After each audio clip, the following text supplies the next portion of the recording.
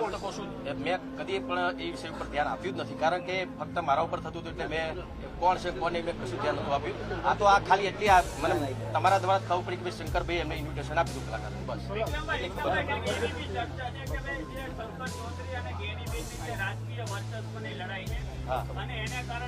ના ના ના અરે શંકરભાઈ ક્યાંથી લડે છે જ્ઞાનીબેન તો ખબર છે હમણાં ત્યારે સાંસદ છે બરાબર. તો એવું મેં કીધું ને એમાં રાજકારણમાં આવતું જ નથી, મેં રાજકારણ માટે કશું કર્યું જ નથી આવશે.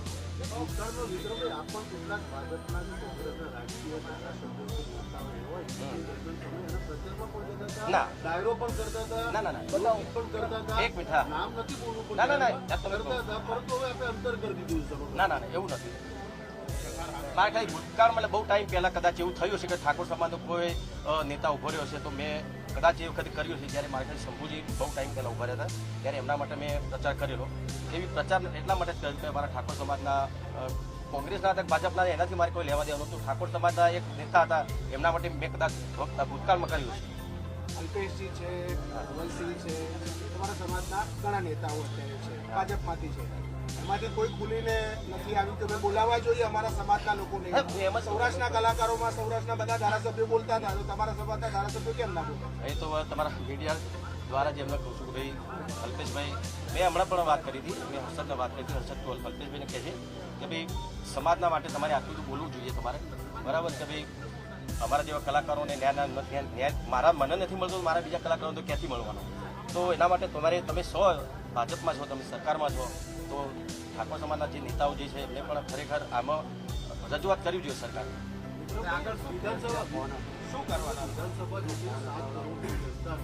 હા હા હું એમ જ તો જાતિ નથી હોતું તો ઠાકોર સમાજ કેમ ના બોલો એમ કહું છું. ઠાકોર સમાજ આટલો બધો બહોળો સમાજ છે બરાબર, તમને જીતાડે છે ઠાકોર સમાજ, તો ઠાકોર સમાજ તો તમે આ એકદમ ઇગ્નોર કરો છો ના ચાલે ને, પછી આગળ જતા પછી પ્રોબ્લેમ થાય બીજું કશું.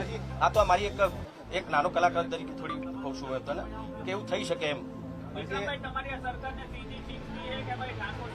હા ચીમકી નથી, પણ જો હું તો વિનંતી કરું છું કે ઠાકોર સમાજને તમારે ન્યાય આપવો જોઈએ. ચીમકી નથી, હું તો વિનંતી કરું છું ભાઈ, વિનંતી કરું છું મેં કીધું મેં એટલા સુધી બી કીધું કે કદાચ સીએમ સાહેબને ખબર બી નહીં હોય આ બધું થઈ રહ્યું છે. કીધું મેં તમને કોઈ એક પ્રશ્ન પૂછી લો.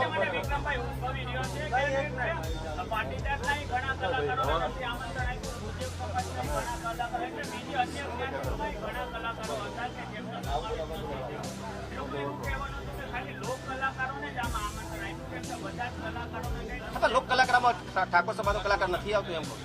એક વસ્તુ કહો, તમે બહુ નાનો કલાકાર છે અમારા જીગર ઠાકોર, તમે નામ સાંભળ્યું છે, એના ગીતો મિલિયન ઉપર જાય છે, હિન્દી ગીતો પણ ઘણા બધા છે ને એના ભજન પણ મિલિયન ઉપર છે બરાબર. એમની સાથે એમના અમારા સમાજની દીકરી નાની દીકરી તન્વી ઠાકોર એ પણ સરસ મજાની સંતવાણી ભજન કરી છે. તો કેમ આ તમારા જે કાર્યક્રમો હોય છે એમાં મીડિયેટરો આવા કલાકારો પણ કેમ નથી બોલાવતા?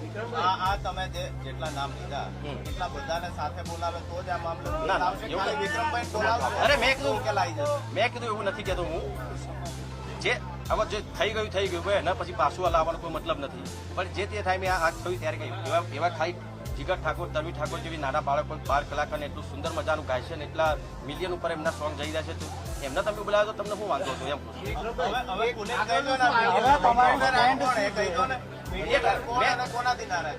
મીડિયેટર કોણ છે બધાને ખબર છે, મારે કહેવાની જરૂર નથી બરાબર.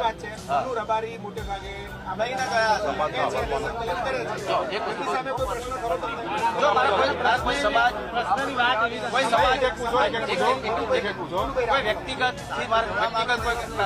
કોઈથી મારે કોઈ બીજું નથી, મારે મતલબ નથી, મારા ખાલી મારા ઠાકોર સમાજની વાત હતી બસ.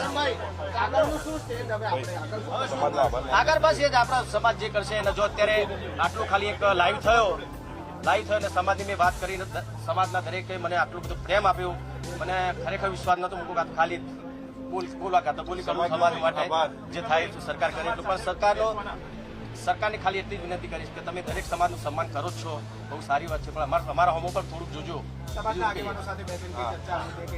થશે સાગર પટેલે એવું કહ્યું છે કે થેન્ક યુ વેરી મચ. હા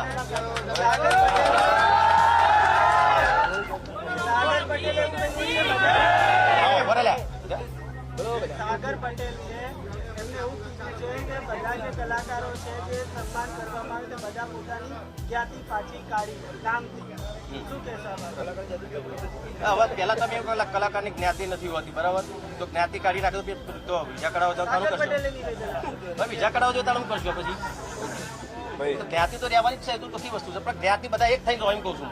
જ્ઞાતિ તો બધા અલગ અલગ છે, ગઢવી છે, ઠાકોર છે, ક્ષત્રિય છે, દરબાર છે, બધા એક થઈને રહો. બધા સમાજ એક થઈને રહો અને બધા કલાકારો કોઈ જ્ઞાતિ નથી, દરેક કલાકારો સમાવેશ કરો તમે એમ કહું છું. બીજું કંઈ નહીં.